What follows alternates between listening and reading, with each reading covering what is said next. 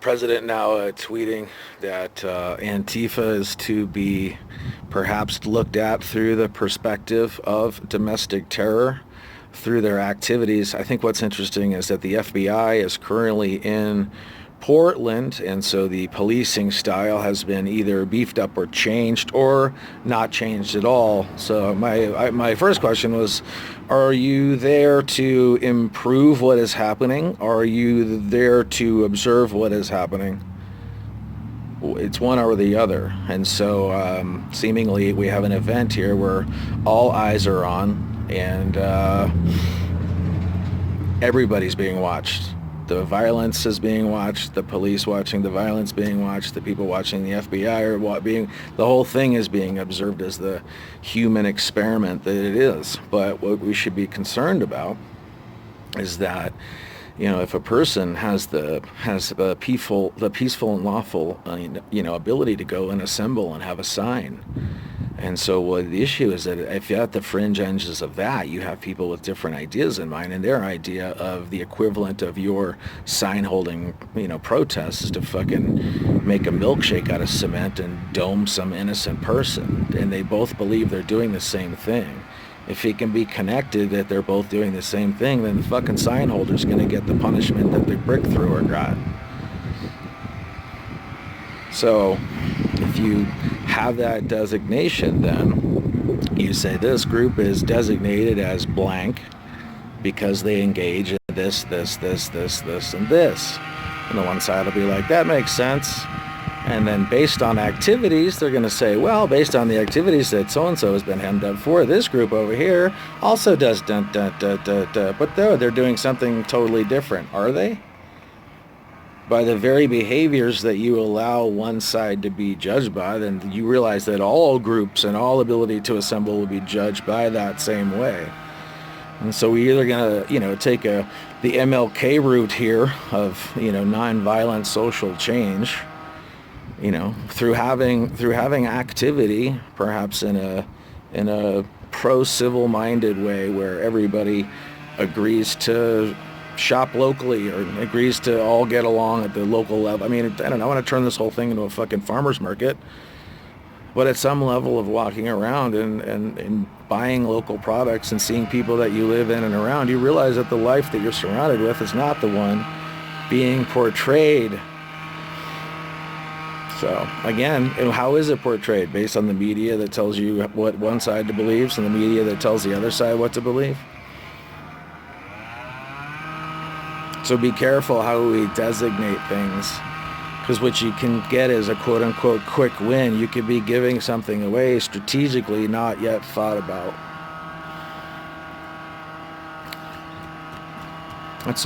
That's it. Don't leave your house and fucking with the idea in mind that you're going to go hem somebody up over a political idea. What you can do is you can read and you can find solutions not yet discovered, and elevate your mind and society and everybody just by generally having a good, peaceful time serving mankind with just your brains. And if you want a fucking conspiracy theory, I'll give you a fucking conspiracy theory, alright? I can't believe I'm saying this. And how much time do I... Oh yeah, I have so much time.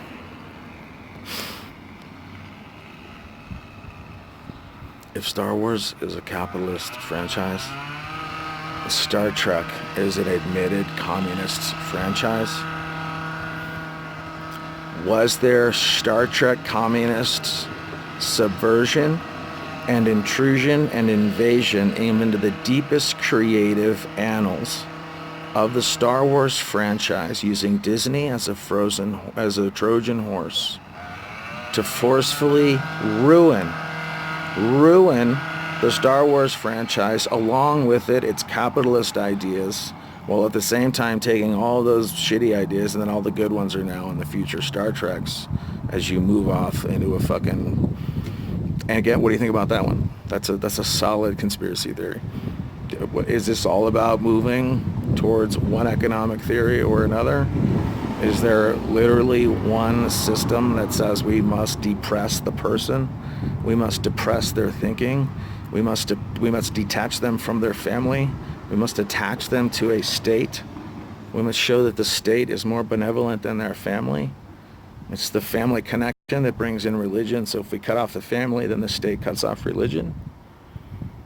And then the worse you can make the economy, and the more you can have scarcity and fear and all of those things, you can get the human animal to act in its own worst interests, on a sense of just triggering its survival mechanism.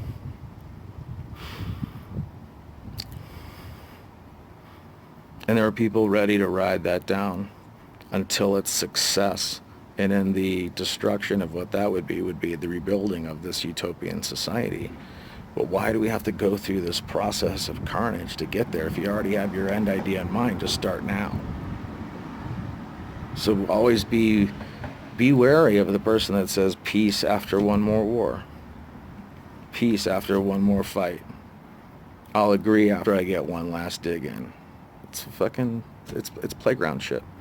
And adults need to start acting like adults, start feeding each other, making great ideas, teaching, learning, giving, all those great things. And perhaps one day we look at the internet as also a living thing, where our very connection to it is only observed and used as a place of giving, because by its very definition of what it is, to cause negativity or to cause distraction or to cause destruction inside of it would seemingly be against the very institution of the idea of the collective mind coming together.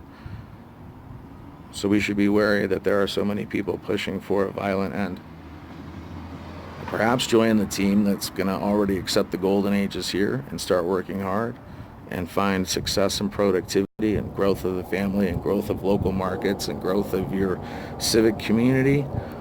And we'll probably understand that, your very local political system, who you're voting for judge, who you're voting for sheriff, who you're voting for DA, the elections that not many people are looking for. Perhaps there's been foreign interference money across that way, and they are all ready to sell a certain agenda once something happened. And now we see that they did all of this infrastructure building, but now these people are, as plain as day, this is why they're here. So the next video that I'm going to make is on the mercy rule in baseball. It's on KISS. It's on playing baseball on an all-black baseball team. It's going to be about gambling, and it'll tie all of this together. So thank you for watching this. God bless you, and enjoy your weekend, and look forward to the next video. And also exclusive videos on rockfin.com/JT. Get the podcast wherever you can find it, and you can get the video right here on IGTV or on Rockfin. Again, thank you.